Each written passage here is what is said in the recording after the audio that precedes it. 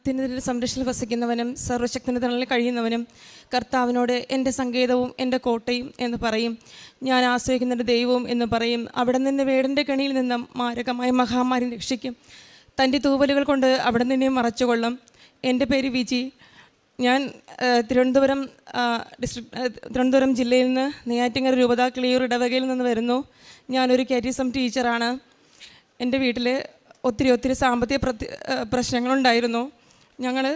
എനിക്കൊരു മോനും ഒരു മോളും. എൻ്റെ ഇത് ഹസ്ബൻഡാണ്. ഞങ്ങൾക്ക് ഭക്ഷണത്തിന് പോലും നിവൃത്തിയില്ലാത്ത ദിവസങ്ങളുണ്ടായിരുന്നിട്ടുണ്ട്. ഒരാഴ്ച പോലും ഞങ്ങളെ വീട്ടിൽ ചോറ് വയ്ക്കാതിരുന്നിട്ടുണ്ട്. എൻ്റെ കുഞ്ഞ് സ്കൂളിൽ നിന്ന് ചോറ് കൊണ്ടുവരും ഞങ്ങൾക്ക്. അങ്ങനെ ഒരു സിറ്റുവേഷനിൽ ഞങ്ങൾ കടന്നു പോയിക്കൊണ്ടിരുന്നപ്പം എറണാകുളത്തുള്ളൊരു സിസ്റ്റർ എൻ്റെ പള്ളിയിൽ വരികയും അവരെന്നോടത്ത് കൃപാസനം പള്ളിയെക്കുറിച്ച് ഇങ്ങനെ എൻ്റെ അടുത്ത് സംസാരിക്കുകയും ചെയ്തു. അപ്പോൾ എന്നോട് പറഞ്ഞു, വിജി നീ അവിടെ ചെല്ല്, നിൻ്റെ പ്രശ്നങ്ങളൊക്കെ മാറുമെന്ന് പറഞ്ഞു. അങ്ങനെ ആ സിസ്റ്ററിന് അവിടെ നിന്ന് ട്രാൻസ്ഫറായി. ഞങ്ങൾ 27 ടീച്ചേഴ്സുണ്ട്. 27 ടീച്ചേഴ്സിനും ഓരോ കൊന്ത സിസ്റ്റർക്ക് ഗിഫ്റ്റായിട്ട് തന്നു. ഈ 27 ടീച്ചേഴ്സിനും തന്നതിൽ എൻ്റെ കൊന്തയിൽ ഇവിടുത്തെ മാതാവിൻ്റെ ഒരു കാശ് രൂപമുണ്ടായിരുന്നു. അപ്പം ഞാൻ പറഞ്ഞു, സിസ്റ്റർ എനിക്കൊരു കാശ് രൂപം ഉണ്ടായിരുന്നു എന്ന് പറഞ്ഞപ്പോൾ അവർ പറഞ്ഞ്, മാതാവിന് നിന്നെക്കൊണ്ട് ആവശ്യമുണ്ട്, നീ എത്രയും വേഗം ഇവിടെ വരണമെന്ന്. അപ്പോൾ എനിക്കിങ്ങോട്ട് വരാനുള്ള സാമ്പത്തികം ഇല്ലാത്തതുകൊണ്ട് ഭയങ്കര കഷ്ടതയിലാണ് ഞാൻ അനുഭവിച്ചുകൊണ്ടിരുന്നത്.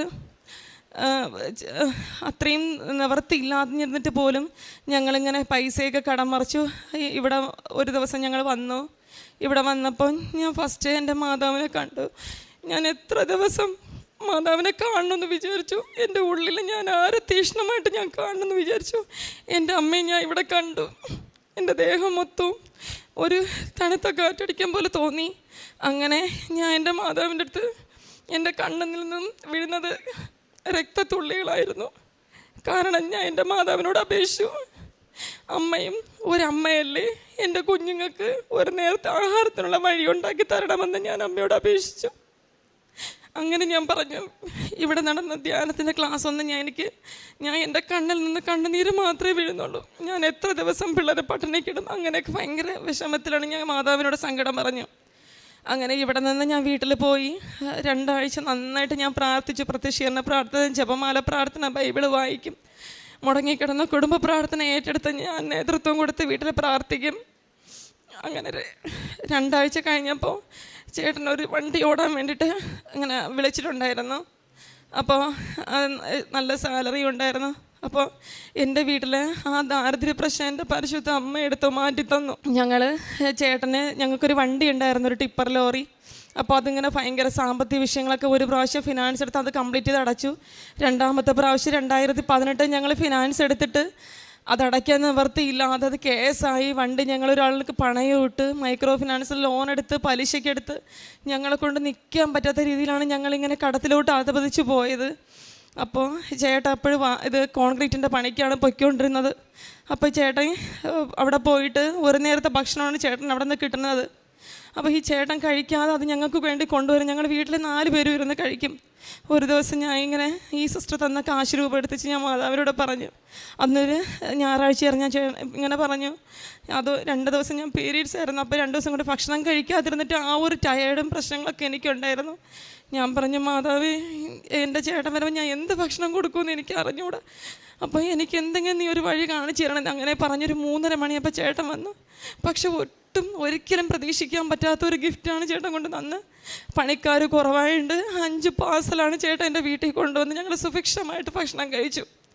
അങ്ങനെ അത് കഴിഞ്ഞ് ഈ ടിപ്പർ ലോറി ഫിനാൻസ് വിഷയമായി. അങ്ങനെയൊക്കെ പ്രശ്നങ്ങളായി. ഞങ്ങളെ വണ്ടി മാറ്റി ഒളിച്ചിടേണ്ടി വന്നു.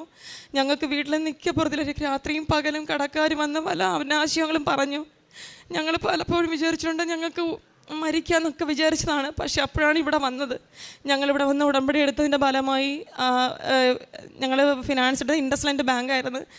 ഞങ്ങൾ 4.5 ലക്ഷം രൂപ ഫിനാൻസ് എടുത്തിട്ട് 3,20,000 രൂപ അടച്ചു. എന്നിട്ട് 6,10,000 രൂപ വേണമെന്ന് പറഞ്ഞ് അവർ കോടതിയിൽ നിന്ന് വിധിയും വാങ്ങിക്കൊണ്ട് വന്ന് ഞങ്ങളിതൊന്നും അറിഞ്ഞില്ല. അപ്പോൾ എൻ്റെ പേരിലാണ് വണ്ടി ആയിരുന്നത്. അപ്പോൾ അല്ലെങ്കിൽ എന്നെ റിമാൻഡ് ചെയ്യുമെന്നൊക്കെയാണ് ഞങ്ങൾ അറിഞ്ഞത് അന്വേഷിച്ചപ്പോൾ. ഞങ്ങളിവിടെ വന്ന് ഞാൻ സെപ്റ്റംബറിൽ വന്ന മാതാവിൻ്റെ അടുത്ത് എൻ്റെ നിയോഗം വെച്ച് ഞാൻ പ്രാർത്ഥിച്ചു, മാതാവേ എനിക്ക് എത്രയും പെട്ടെന്ന് നീ ഇതിനൊരു അവസാനം ഉണ്ടാക്കി തരണം. ഈ പ്രായത്തിൽ എനിക്ക് വന്ന് ജയിലിൽ കിടക്കാനൊന്നും എനിക്ക് പറ്റൂല, എൻ്റെ മക്കളെ ഇറങ്ങിയിട്ട് എനിക്ക് പോകാൻ പറ്റൂല. അമ്മേ, നീ എനിക്ക് എന്തെങ്കിലും ഒരു വഴി കാണിച്ചു തരണമെന്ന് ഞാൻ പറഞ്ഞു. എൻ്റെ മാതാവ് എന്നെ കൈവിട്ടില്ല. കേസ് വിളിച്ചു, മീഡിയേഷനിലിട്ടപ്പോൾ ഞങ്ങളടുത്ത് ചോദിച്ചപ്പോൾ ഞാൻ പറഞ്ഞു എനിക്ക് ഇത്രയും പൈസയൊന്നും അടയ്ക്കാൻ പറ്റൂല. അപ്പോൾ ആ ബാങ്കിൻ്റെ വക്കീൽ തന്നെ പറഞ്ഞു, പേടിക്കേണ്ട, 3 ലക്ഷം രൂപയ്ക്ക് നിങ്ങൾക്ക് ഒതുക്കി തരാമെന്ന് പറഞ്ഞു. 6,10,000 എന്ന് പറഞ്ഞത് നിങ്ങൾക്ക് 3 ലക്ഷം രൂപയ്ക്ക് ഒതുക്കി തരാമെന്ന്. എന്നിട്ട് ഞാൻ പുറത്തിറങ്ങി. പിന്നെ ഞാൻ വക്കീലിനെ വിളിച്ചു, എന്നെ കൊണ്ട് പറ്റൂല, എന്തെങ്കിലും ഒരു 25,000 കുറച്ച് തരാൻ പറ്റുമെന്ന് ചോദിച്ചു. അയാൾ പറഞ്ഞ് ശരി ഞാൻ നോക്കാം എന്ന് പറഞ്ഞ് ബാങ്കിനെ അറിയിക്കുകയും ഞങ്ങൾ ആ ക്യാഷ് സെറ്റ് ചെയ്യുകയും ചെയ്തു. കഴിഞ്ഞ മാസം നവംബർ 30 കോടതിയിൽ ആ പൈസ അടയ്ക്കേണ്ടത്. എല്ലാ പൈസയും സ്വരുകൂട്ടി വെച്ചപ്പോൾ ആണ് ഞാനൊരു ഗ്രൂപ്പിൽ നിന്ന് ലോൺ എടുത്തിട്ടുണ്ടായിരുന്നു. അപ്പോൾ എനിക്കൊരു 60,000 രൂപ കുറവുണ്ടായിരുന്നു ഈ പൈസ അടയ്ക്കാൻ വേണ്ടിയിട്ട്.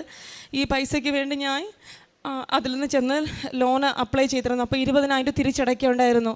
ഞങ്ങൾ 5 പേരിൽ 4 പേർക്ക് ക്യാഷ് ഇല്ല.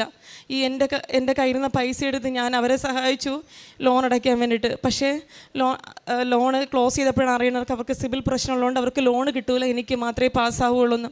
അങ്ങനെ വീണ്ടും ഒരു വലിയ താഴ്ചയുടെ വക്കിൽ അങ്ങോട്ട് ഞാൻ പോയി. എന്നിട്ട് മാതാവ് എന്നെ കൈവിട്ടില്ല. മാതാവിനെ ഞാൻ കൂടെ പിടിച്ചു. ഞാൻ എവിടെ പോയാലും എൻ്റെ മാതാവിൻ്റെ കാശ് രൂപയും ജപമാലയും ഞാൻ കരുതും. ഞാൻ അങ്ങനെ പ്രാർത്ഥിച്ചു.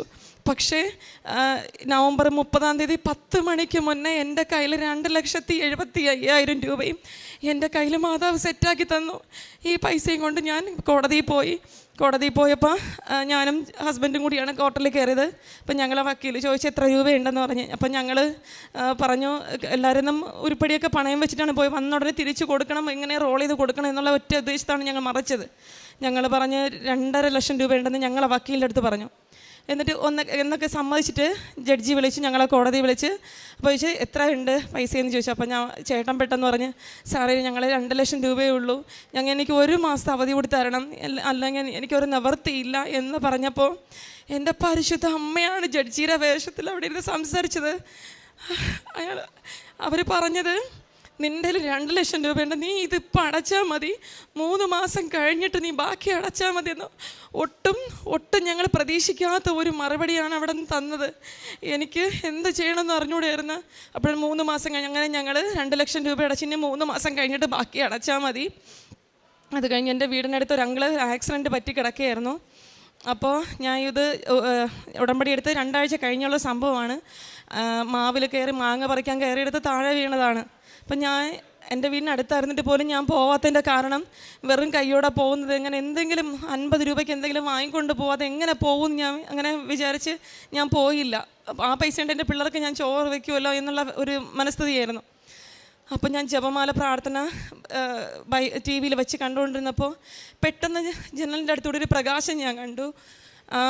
ഞങ്ങളെ വീടിൻ്റെ ഒരു 50 മീറ്റർ മാറി എൻ്റെ പരിശുദ്ധ അമ്മ ഈ റോഡിൽ നിന്ന് ഈ വിരൽ ചൂണ്ടിക്കാണിക്കുന്നതായിട്ട് കണ്ടു. ഞാൻ പെട്ടെന്ന് വെളിയിലിറങ്ങി എൻ്റെ അമ്മ നിൽക്കുന്നു, ഇങ്ങനെ വിരൽ ചൂണ്ടിക്കാണിക്കണം ആ വീടിൻ്റെ ഭാഗത്തേക്ക്. എനിക്ക് എന്ത് ചെയ്യണമെന്ന് എനിക്ക് അറിഞ്ഞൂടാ. ഞാൻ ഓടി എൻ്റെ മാതാവിൻ്റെ അടുത്ത് പോയി കാശ് രൂപ കൊടുത്ത് ആ ഉടമ്പടി തൈര് കൊടുത്ത് ഞാൻ എൻ്റെ നെഞ്ചിൽ വെച്ച് ഞാൻ ഒരു 5 മിനിറ്റ് ഞാൻ ഒന്ന് റിലാക്സ് ആവാൻ പ്രാർത്ഥിച്ചു. എന്നിട്ട് പറഞ്ഞു, എൻ്റെ അടുത്ത് മാതാവിനോട് പറഞ്ഞു, അമ്മേ എനിക്ക് ഞാൻ പ്രാർത്ഥിക്കുന്ന ടൈപ്പൊന്നുമല്ല, പെട്ടെന്ന് എനിക്ക് ഇങ്ങനെ പ്രാർത്ഥിക്കാനൊന്നും എനിക്ക് അറിഞ്ഞൂടാ. ഞാൻ പറഞ്ഞു എനിക്ക് പ്രാർത്ഥിക്കാനുള്ള കഴിവൊന്നും എനിക്കില്ല അമ്മേ. എനിക്ക് പെട്ടെന്നൊരു ബൈബിൾ വചനമാണ് ഓർമ്മ വന്നത്. ഞാൻ കേവലം ഒരു ബാലനാണ്, എനിക്ക് സംസാരിക്കാൻ പാഠവുമില്ല എന്നൊരൊറ്റ വചനമാണ് എൻ്റെ മനസ്സ് വന്നത്. അപ്പം ഞാനത് തന്നെ എൻ്റെ മനസ്സിൽ പറഞ്ഞുകൊണ്ടിരുന്നു. അപ്പോൾ എൻ്റെ മാതാവ് എൻ്റെ മനസ്സിൽ പറഞ്ഞ്, നീ പേടിക്കണ്ട, ഞാൻ നിന്നോട് കൂടെ ഉണ്ട്, നീ എൻ്റെ പിറകെ വന്നാൽ മതി, ഞാൻ നിൻ്റെ മുന്നേ ഉണ്ടെന്ന് പറഞ്ഞു. എനിക്കെന്തോ ഒരു ഇൻസ്പിറേഷൻ കിട്ടിയതുപോലെ ഞാൻ വീടൊന്നും ഡോർ ലോക്ക് ചെയ്യാതെ ഞാൻ പെട്ടെന്ന് ഇറങ്ങി ഞാൻ മാതാവ് എൻ്റെ ഫ്രണ്ടിലുണ്ട് എന്നുള്ള ഒരു ബോധ്യത്തിൽ തന്നെയാണ്, ബോധ്യമല്ല അതൊരു സത്യമായിരുന്നു. ഞാൻ അമ്മയോട് ഒപ്പം ചെന്ന് ആ വീട്ടിൽ ഞാൻ പോയി. അവിടെ പോയപ്പോഴാണ് ഞാൻ അറിയുന്നത് അയാൾക്ക് ഒരു 10-15 സ്റ്റിച്ച് ഉണ്ടായിരുന്നു. ഈ സ്റ്റിച്ചിൽ 2 സ്റ്റിച്ച് ഇങ്ങനെ പഴുക്കേണ്ട ഒരു സ്റ്റേജിലായിരുന്നു. ഒന്ന് നല്ല ചുവന്ന് പഴുക്കാൻ വിളരുതും ഒന്ന് ചെറുതായിട്ട് അങ്ങനെ ആ ഒരു ആരംഭമായിരുന്നു. അപ്പോൾ എനിക്ക് മനസ്സിലായി മാതാവ് എന്നെ കൂട്ടിക്കൊണ്ട് വന്നത് ഇത് സുഖം പ്രാപിക്കാൻ. ഞാൻ അവിടെ ഇരുന്ന് കരഞ്ഞു. എൻ്റെ ജീവിതത്തിൽ ആദ്യമായി എൻ്റെ ഉള്ളു തുറന്ന് ഞാൻ പ്രാർത്ഥിച്ചു തന്നാണ്. എൻ്റെ വായിൽ എവിടെ നിന്ന് ഇങ്ങനെയൊക്കെ സംസാരിക്കാൻ എനിക്ക് പ്രാർത്ഥിക്കാൻ ഒരു കൃപ തന്നത് കിട്ടിയെന്ന് എനിക്ക് അറിഞ്ഞൂടാ. നല്ല രീതിയിൽ ഞാൻ പ്രാർത്ഥിച്ചു. ഞാൻ ഉടമ്പടി തൈലം ഇട്ടുകൊടുത്തു. പ്രാർത്ഥിച്ചിട്ട് ഞാൻ വീട്ടിൽ വന്നു. പിറ്റേന്ന് ഞാൻ എൻ്റെ അടുത്ത് വന്ന് അവർ ഇങ്ങോട്ട് പിടിച്ച് പറഞ്ഞു, അവർക്ക് സുഖമുണ്ട്, നല്ല സുഖമുണ്ട്, നീ ഒരിക്കൽ കൂടെ വന്ന് പ്രാർത്ഥിക്കണം എന്ന് പറഞ്ഞു. ഇങ്ങനെ കുറേ അനുഗ്രഹങ്ങൾ എനിക്ക് കുറേയെല്ലാം ഒരുപാട് ഇന്ന് ഞാനിവിടെ നിൽക്കുന്നത്, ജീവനോടെ നിൽക്കുന്നത്, അത് സത്യമാണെങ്കിൽ അത് ദൈവത്തിൻ്റെയും എൻ്റെ പരിശുദ്ധ അമ്മയുടെയും കൃപ കൊണ്ട് മാത്രമാണ്. അത് എൻ്റെ ജീവിതം തന്നെയാണ് എൻ്റെ ഏറ്റവും വലിയ സാക്ഷ്യം എന്ന് പറയുന്നത്. പിന്നെ കാരുണ്യ പ്രവൃത്തികളെന്ന് പറയുന്നത്, ഞങ്ങൾ ഇവിടെ വരുന്ന ഒരു 7-8ഓളം സഹോദരങ്ങളുണ്ട്. പ്രേക്ഷിതർ എന്നൊരു ഗ്രൂപ്പ് ഞാൻ തുടങ്ങിയിട്ടുണ്ട്.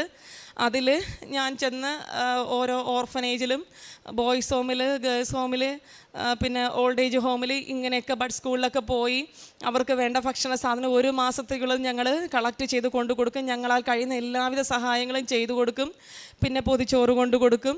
പിന്നെ ഹോസ്പിറ്റലുകളിൽ പോയി പൊതിച്ചോറ് കൊണ്ടു കൊടുത്തിട്ട് ഇവിടുത്തെ പത്രം ഞാൻ എല്ലാവർക്കും കൊടുക്കും. ചിലവർ അതൊരു വലിയ ഭക്ഷണത്തിനെക്കാളും ആർത്തിയോടെയാണ് ആ പത്രം വാങ്ങുന്നത്. ഇത് തന്നെയാണ് ഞാൻ പ്രതീക്ഷിച്ചിരുന്നത് എൻ്റെ അടുത്ത് എൻ്റെ മുഖത്ത് നോക്കി പറഞ്ഞിട്ടുണ്ട്. പിന്നെ ഇവിടുത്തെ ധ്യാനത്തിന് എല്ലാ ചൊവ്വാഴ്ചയും ഞാൻ മുടങ്ങാതെ ഉപവസിച്ചുകൊണ്ട് ഇവിടുത്തെ ധ്യാനത്തിൽ ഞാൻ പങ്കെടുക്കും. ഈ അച്ഛൻ ഇവിടെ ധ്യാനം തുടങ്ങുന്ന ആ സമയത്ത് തന്നെ എനിക്കറിയാവുന്ന ഗ്രൂപ്പുകളിലും ആൾക്കാർക്കും എല്ലാം ഞാൻ അത് ഷെയർ ചെയ്ത് കൊടുക്കും.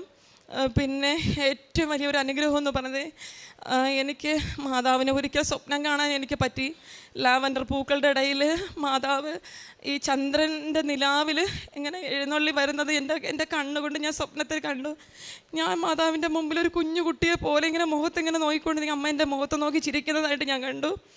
എന്നിട്ട് ഞാൻ ഇതിന് മുന്നേ പറഞ്ഞത്, എൻ്റെ മാതാവ് ഇങ്ങനെ അസുഖമില്ലാത്ത അങ്കിളിന് വേണ്ടി ഇങ്ങനെ പ്രാർത്ഥിക്കാൻ പറഞ്ഞ സമയത്ത് ഇങ്ങനെ ഞാൻ പറഞ്ഞു, ഞാൻ അന്നോട്ട് പ്രാർത്ഥിക്കും. എൻ്റെ വീട്ടിൽ അമ്മ ഒരു ദിവസം വന്നെങ്കിൽ എന്ന് ഞാൻ പ്രാർത്ഥിക്കുമായിരുന്നു.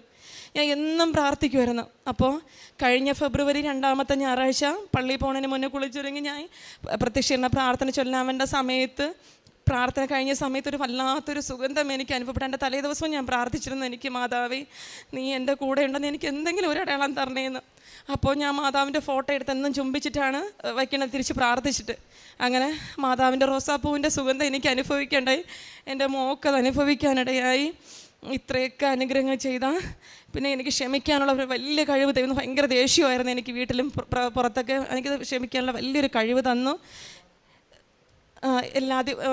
ഞായറാഴ്ച കുർബാന മുടക്കില്ല, മാസത്ത് മാക്സിമം 1-2 പ്രാവശ്യം കുമ്പസാരിക്കാൻ ഞാൻ എന്നെക്കൊണ്ട് പറ്റുന്ന രീതിയിൽ പോവും.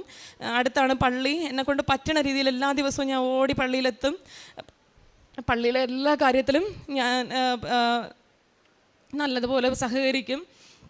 ഇത്രയും അനുഗ്രഹം ചെയ്തു തന്ന എൻ്റെ പരിശുദ്ധ അമ്മയ്ക്കും തിരുക്കുമാരനും 1000 കോടാനുകോടി നന്ദി അർപ്പിച്ചുകൊണ്ട് ഞാൻ നിർത്തുന്നു.